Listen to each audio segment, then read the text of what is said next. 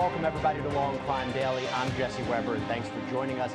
In a surprising development, Judge Wagner IV takes the stand in his own defense in the Pike County Massacre trial out of Ohio. Wagner is accused of conspiring with his parents, Angela and Billy, as well as his younger brother Jake, to murder 8 members of the Roden and Gilley families back in 2016. The victims were found dead in their homes, shot while they slept. More than 2 years after the murders, investigators made their arrests. Now, you might be asking, what is the motive? The motive was an alleged custody fight between Jake and one of the victims, in this case, Hannah Mae Roden. The two had shared a daughter who was not harmed in the massacre. Jake and Angela Wagner have both pleaded guilty in this case and have testified against Judge Wagner, the defendant. And now Judge Wagner is telling his side of the story. Law&Crime's Jeanette Levy has some of the biggest moments from Wagner's testimony. Prosecutors have cast the Wagner family as a cult that does everything together and decides everything together, including planning and carrying out the murders of 8 members of the Roden and Gilley families. But Judge Wagner says that's not the case. You've heard some testimony over the weeks that your family supposedly had these family meetings. I wouldn't call them that. Why don't you describe it? It's nothing more than discussing who's going to pay what bills for the month. George continued with the defense theme that he is different from his family and that his mother, Angela, favored his younger brother, Jake. He described being interviewed by investigators at the U.S.-Canada border by BCI agents about the murders. My understanding of it was that they were either going to call me a suspect or a witness, whichever they decided, and that they wanted me to basically spy on my brother. Did you agree to do that? Yes. I asked my brother if he had had anything to do with it, or if he knew who did. Well, when did you have that conversation? When we got back from Montana and was on the farm reloading everything. Was anybody else around? No, it was just me and him. What was his response? He swore up and down that he didn't know who did it and they didn't have nothing to do with it. Judge Wagner can be heard on wiretaps, often yelling and screaming at his brother and other family members. He tried to explain that by saying that he gets incredibly irritable when he's driving over the road. He was a long-haul truck driver, and he often takes a lot of caffeine, so he can drive long stretches without sleeping. For Law&Crime Daily, I'm Jeanette Levy. All right, I'm joined by co-host Terry Austin and Brian Buckmeyer. Terry, I'm going to start with you. You're a former trial attorney. You surprised that Judge Wagner IV decided to testify? Actually, Jesse, I am very surprised he decided to get up on that stand. As you know, it's always a risk when the defendant takes the stand. But I think here he decided, look, so much evidence is against him.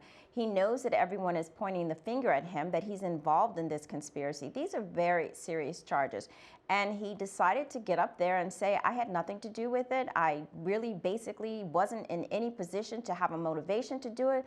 I was just part of the family. And I think he wanted that jury to see him, and for him to get up there and to do that, and knowing he has to go up against cross-examination, I think was a brave move. And it might have been just the only thing that they could do to get him completely off and have all of the other defendants, his mother, his father, and his brother, be held accountable for this horrible massacre. Brian, you heard what Terry said. Cross-examination. Very easy as a defendant to come up and say direct what you want to say, but when you face tough questioning from the other side, how do you think he's going to hold up?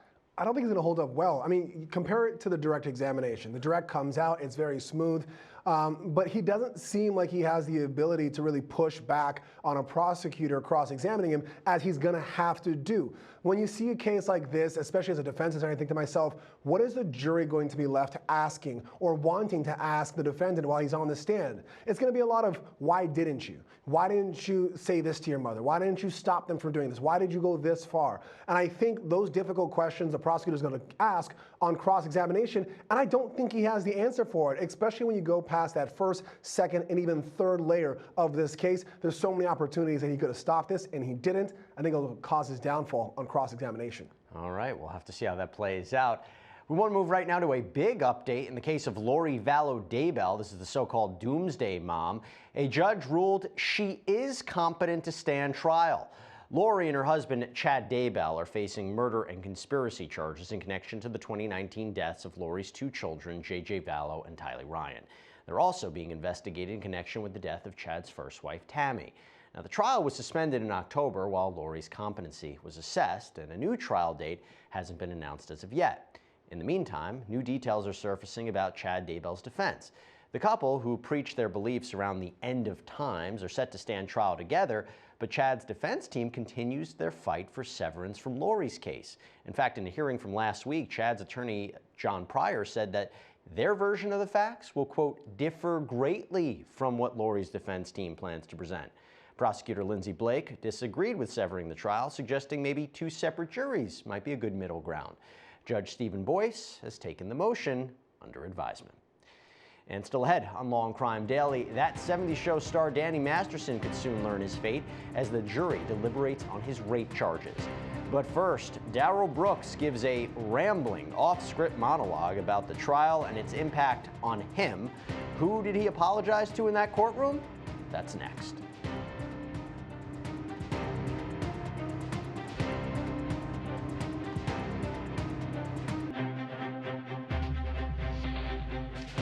And welcome back, everybody. Darrell Brooks, the man who drove his car into a Wisconsin Christmas parade last November, will soon learn his official fate.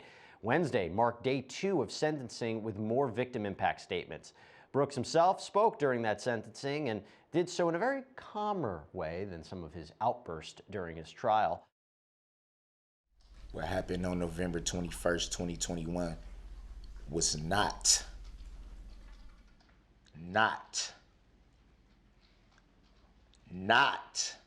an attack.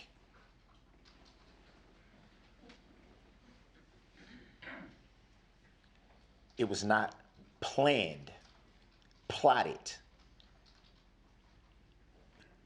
And as a matter of fact, I'm grateful that they had the opportunity to voice their opinions and their frustrations and their angers, because I believe and hopefully that will alleviate some of the wounds. I could never point a finger at them and say they're wrong for what they said, their opinions, how they feel. Never. And I won't do it. I won't do it now, and I won't do it ever. They're well within their rights to feel how they feel. Darrell Brooks was convicted of killing 6 people and wounding dozens of others when he hit them with his red SUV. During weeks' worth of trial, the proceedings were often interrupted by questions, outbursts, and proclamations by the defendant, who insisted on representing himself. And while not directly apologizing to the victims of the parade massacre, Brooks did show remorse for how he acted at times. I want you, Your Honor, to know, I want the entire court to know that regardless to what you may think about those particular incidents,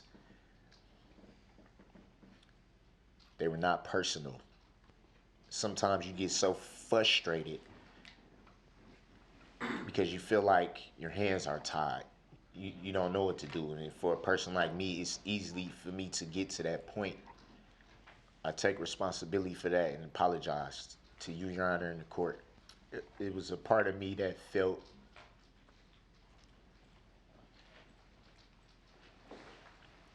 that I haven't been able to defend myself. And I think it was just the pot boiling over.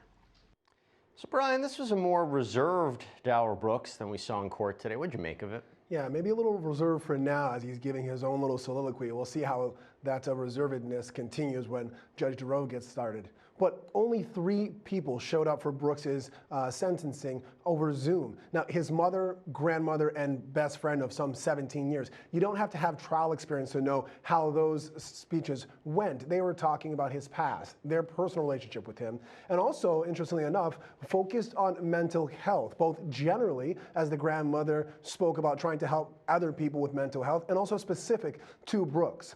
Brooks was the last one to speak on his behalf, and as you said, it was somewhat of a roller coaster of emotions. He sidestepped, actually apologizing to the victims and their families. At one point, though, he did ask the judge if he could turn around and address him. I think Judge Dorow was smart enough to say they're not ready for that yet and have him face the court and address the court. He did, however, somewhat apologize to the judge. But it wasn't until he got to the prosecutors where he did something that I've never seen before. He flipped back and forth between backhanded compliments and veiled insults, talking about how he respected what they did for doing their job, but not how they did it. And lastly, he ended up talking about the context of some of his comments that he made, as well as his mental health. If you remember, he said something along the lines of his conscience being clear. He wanted to try to set the record straight for some of those things and talk about both his mental health and also, I think, show the judge and the people in the courtroom that he's not all there and asking for some help. But I don't think that's going to have any effect on the judge when it comes to sentencing. Well, of course, we'll have to wait and see, Jesse. Yeah, and Terry, you know, Brooks' mother, she did focus her statement on mental illness, but it makes you wonder, do you think that Brooks maybe should have focused his defense on mental illness? Absolutely. You know, he pled not guilty based on mental illness and mental defect. But as it turns out, he did not defend himself in that regard. Now, maybe it's partially because he just doesn't understand how the system works. Maybe he thought all he had to do is do that plea and he wouldn't have to support that with evidence. But there was a multitude of evidence in the record that said he was not mentally ill, and the fact that he just had personality disorders. And I think he is too proud to actually admit to mental illness, at least during the trial. Now, near the very end, when he's giving his statement, now is when he's recognizing the fact that he probably should have said some more as far as that mental illness is concerned. His mother, I thought, did a nice job as far as she could do in telling that court that he did have mental illness and that people with mental illness in general are ignored and they need help. It just felt a lot of me, and not so much the victims.